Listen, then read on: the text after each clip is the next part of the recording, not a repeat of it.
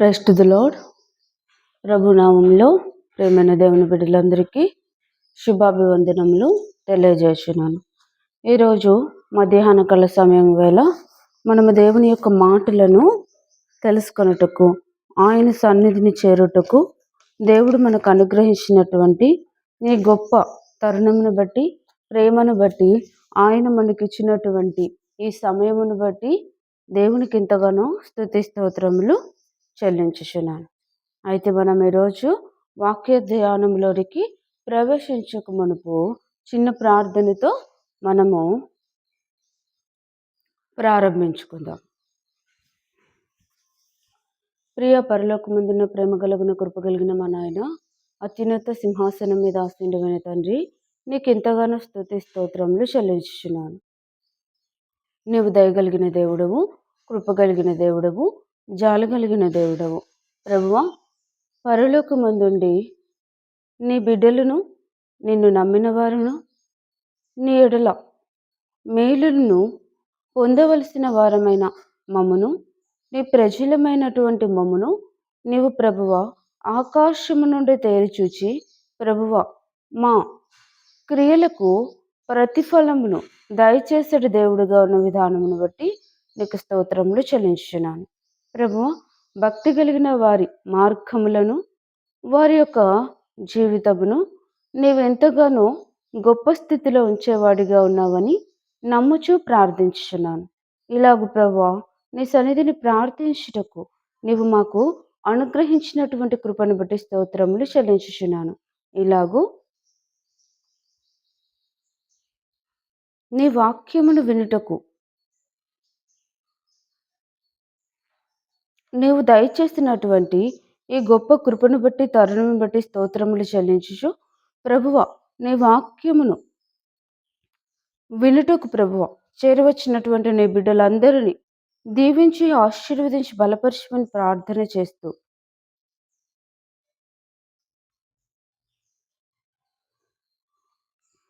మా యొక్క ప్రార్థనలన్నింటినీ నీవు వినగలిగిన దేవుడువని నీకు మొరపెడుతూ, యేసయ్య అతి పరిశుద్ధ ఘనమైన నామములో వాక్యం వినుచున్న నీ బిడ్డలందరినీ ప్రభువా నీ నీతి కలిగిన మార్గంలోనికి నడిపించమని ప్రార్థన చేస్తూ, యేసయ్య అతి పరిశుద్ధ ఘనమైన నామములో అడిగి ప్రతిమాలి వేడుకొనుచున్నాను నా పరమ తండ్రి. ఆమెన్.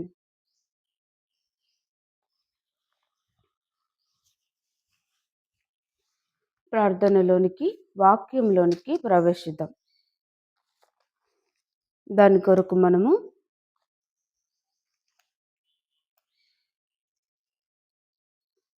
కీర్తనలు 130వ అధ్యాయమును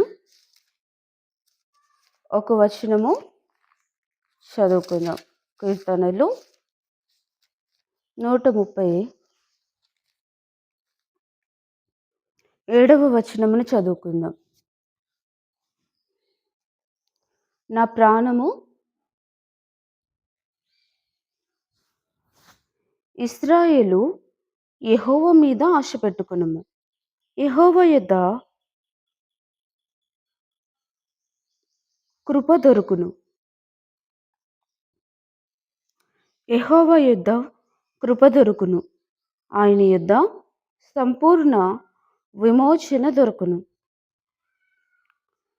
ప్రియమైన దేవుని బిడ్డలారా, ఈ వచనములో మనకు భక్తుడు కనిపిస్తూ ఉన్నాడు. ఆయన ఇలాగూ తన ప్రాణముతో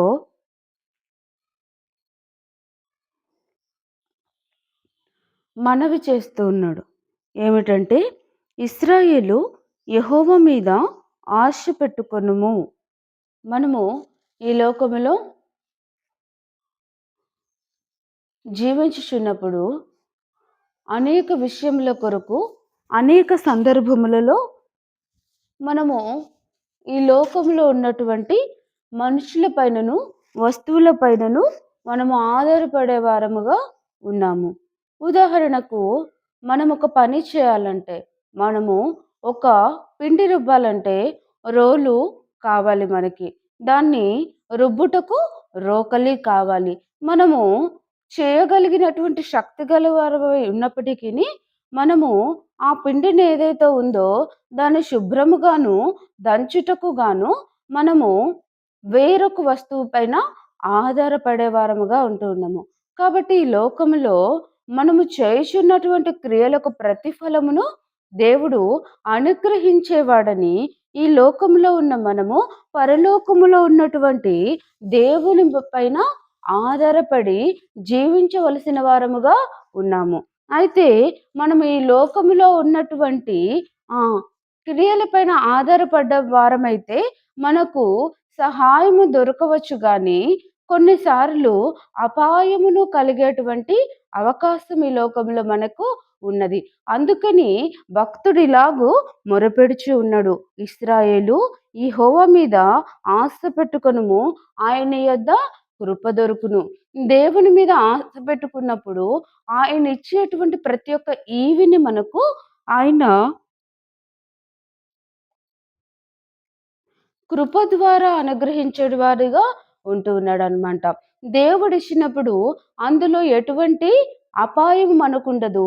ఎటువంటి మనకు నష్టము ఉండదనమాట. కాబట్టి మన ప్రతి ఒక్క ఆశను మనము దేవుని పైన పెట్టుకున్న వారముగా ఉండాలి. కాబట్టి ఈ లోకము మీద, లోకపు క్రియల మీద కొద్దిగా ఆధారపడే వారముగాను, పరలోకమందున్న దేవుని పైన అపరిమితముగాను ఆధారపడే వారముగా మన యొక్క ఆశను కలిగి ఉండాలి. కాబట్టి మన యొక్క ఆశ కూడా ఇతరుల పైనను, ఆ! తల్లిదండ్రుల పైనను, ఈ లోకంలో ఉన్నటువంటి క్రియల పైనను, దేవుడిచ్చినటువంటి ఉద్యోగము పైనను మనము ఆశ కలిగిన వారమై ఉండదు కానీ, దేవుని మీద ఆశ కలిగి ఉన్నప్పుడు నీవు చేసిన ప్రతి ఒక్క క్రియను దేవుడు కృప ద్వారా నీకు అనుగ్రహించేవాడుగా ఉన్నాడు. కాబట్టి నేను జీవితంలో నీ యొక్క ఆశ ఎటువంటిదై ఉండాలంటే, దేవుని యొక్క ప్రణాళిక చొప్పున నీవు ఆశను కలిగి ఉండాలి.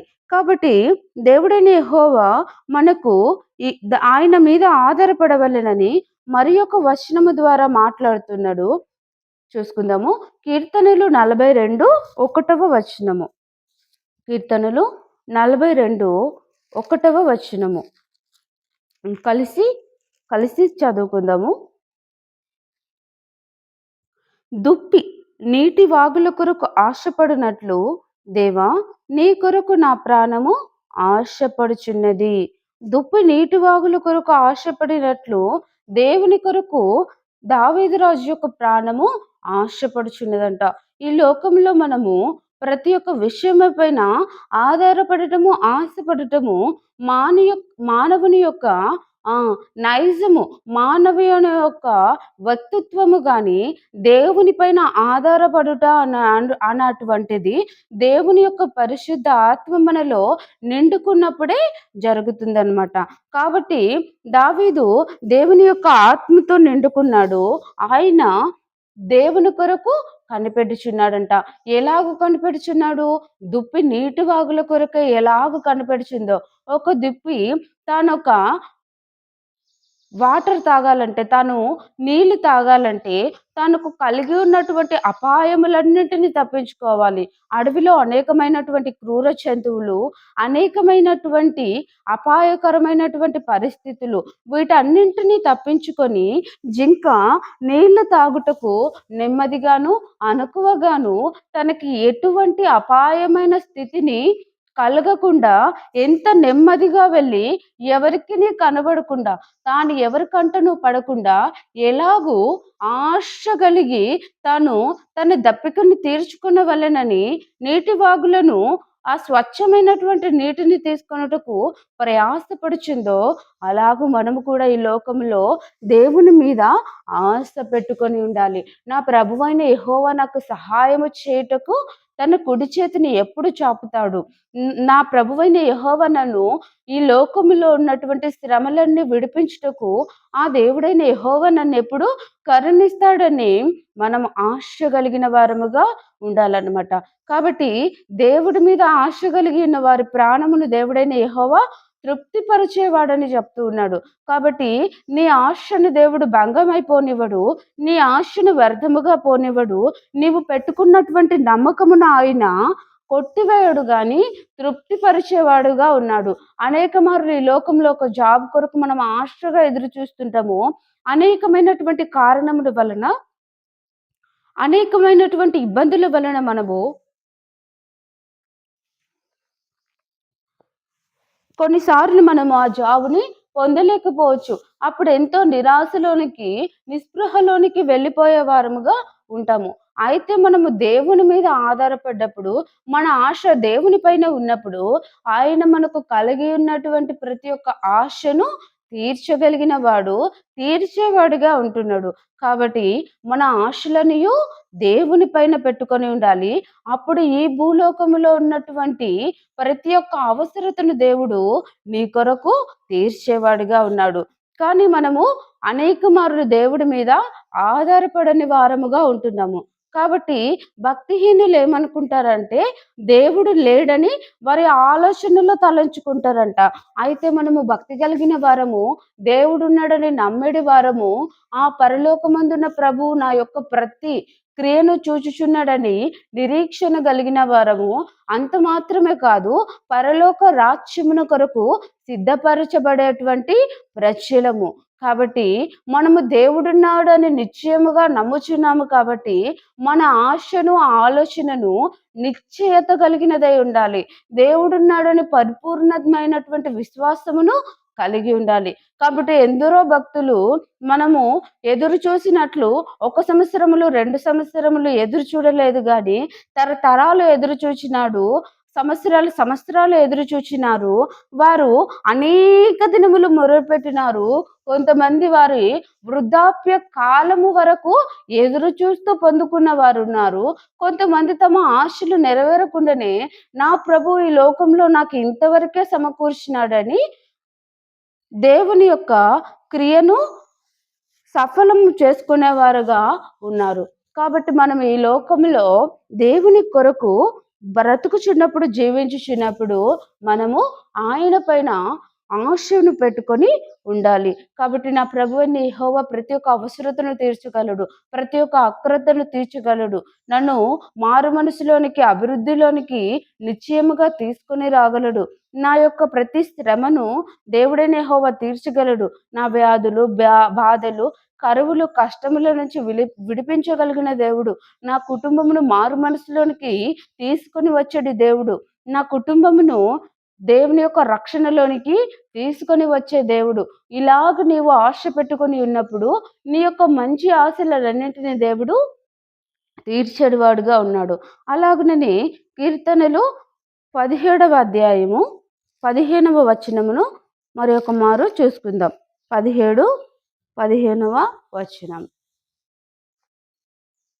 నేనైతే నీతి గలవాడనే నీ ముఖదర్శనము చేసేదను.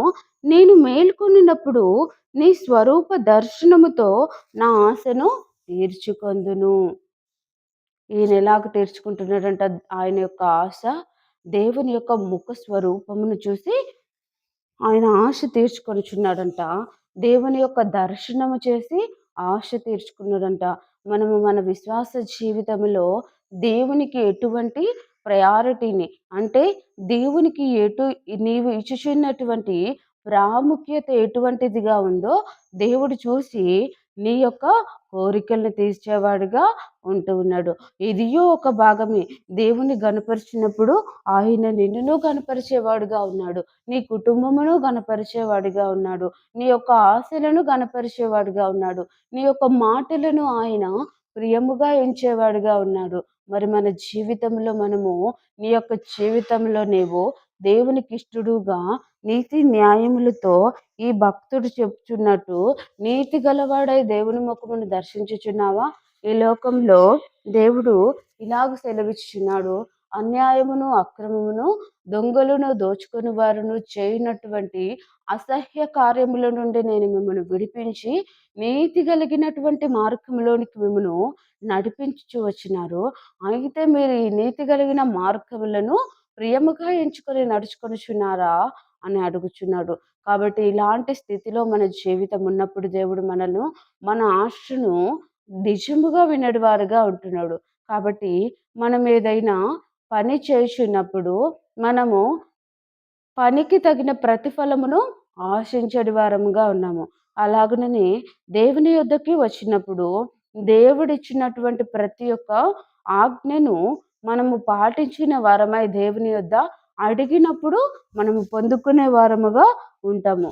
కాబట్టి దేవుని యొద్దకు వచ్చేటి వారు ఆత్మతోనూ, సత్యముతోనూ రావాలి. నీతితోనూ, నిజాయితీతోనూ రావాలి. ఇలాగ వచ్చినప్పుడు దేవుడు నిన్ను ప్రియముగా ఎంచుకునేవాడుగా ఉన్నాడు. కాబట్టి లోకంలోకి వెళ్ళిన తర్వాత లోకపు క్రియలను, దేవుని యొద్దకు వచ్చినప్పుడు దేవుని క్రియలను జరిగించేవారంటే దేవుడుకు ఇష్టము లేదు. సరి అయిన మారు మనసుని దేవుడు కోరుకొనుచున్నాడు. నిజమైన మారు మనసుని దేవుడు కోరుకొనుచున్నాడు. వెచ్చగానైనను ఉండు, నులివెచ్చగానైనను వెచ్చగానైనను ఉండు, లేదంటే చల్లగానైనను ఉండు, నులివెచ్చగా ఉండొద్దు. మన జీవితము ప్రభువులో నిలువెచ్చనిదిగా ఉండకూడదు. ఎలాగ ఉండాలంటే పూర్తిగా లోకంలో ఉంటే లోకిచ్చను అనుభవించడి వారముగా ఉండాలి. పూర్తిగా దేవునిలో ఉంటే దేవుని యొక్క ప్రేమను అనుభవించడి వారమై ఉండాలి. కానీ 2 పడవల మీద కాలు వేసినట్లు మన జీవితమును అపవాదికి సగమును, అనగా మన సొంత కోరికలకు సగమును, దేవుని యొక్క ఆశలకు, దేవుని యొక్క ప్రణాళికను సగమును ఇవ్వకూడదు. అప్పుడు దేవుడు మన ఎడల చేసినటువంటి అద్భుతమైనటువంటి క్రియలను ఆయన పరిపూర్ణముగా చేయలేడు. ఆయనకు పూర్తిగా లోబడినప్పుడే నీ ప్రతి ఒక్క ఆశను, అవసరతను దేవుడు తీర్చగలిగేవాడై ఉన్నాడు. కాబట్టి ఈ లోకంలో మనము దావీదు కలిగినటువంటి నిరీక్షణను కలిగి ఉండాలి. కీర్తనలు 107వ అధ్యాయము 9వ వచనమును చూసుకుందాము.